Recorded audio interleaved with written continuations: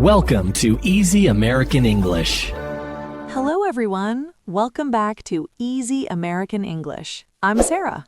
And I'm Mark. Hello, everyone. We are so happy you are here today. Mark, today we have a very special topic. It is a question many students ask me. They say, Sarah, I can read English, but I cannot speak fast.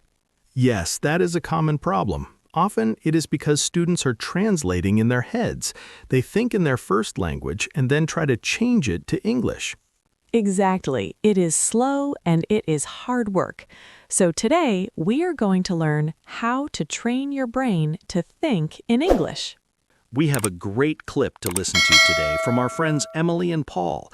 They share 3 big secrets to help your brain working in English. But first, If you want to improve your English with us, please click the like button and subscribe to our channel. It really helps us make more lessons for you. okay, are you ready to train your brain? Let's start. The problem with translating. First, let's listen to Paul talk about how he usually speaks English. Listen carefully. Does he think in English or does he translate? I think in my language, then I translate in my head. My brain is hard work. Did you hear that? Paul said he thinks in his first language, then translates. Look at this diagram. When you translate, there are 2 steps. Step 1, think in your language.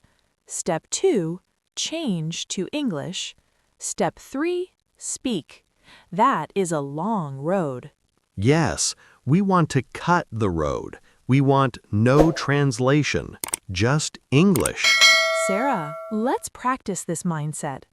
When you see an object, don't think of the word in your language. Go straight to English. Okay, I see this object. I don't think bolígrafo or pena. I immediately think pen. Good. Listeners, let's try. Look at your hand. Don't translate. Just think hand. Strategy 1. Small sentences. Okay, so thinking in words is the first step, but we don't speak in just words. We speak in sentences. Right. Let's listen to Emily's first tip. She calls it small sentences. Look, I have a pen. In my head, I don't just think pen, I think this is my pen, or my pen is blue. I love this tip. It is so simple. This is my pen. It connects the object directly to the English sentence. You can do this anywhere. Mark, look around the studio. Tell me a small sentence. Okay. I see the table. The table is white. Perfect. I see the microphone. The microphone is black. Listeners, now it is your turn. Look around your room. Find one thing. Make a small sentence. Good job. Did you say the door is open or the chair is comfortable? That is thinking in English. Strategy 2. Input. Now let's move to tip number 2. Emily talks about input.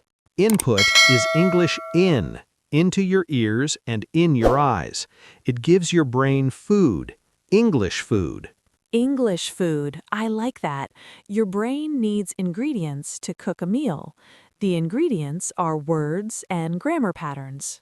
Yes, in this diagram, you see that input, listening or reading, must come before output, speaking.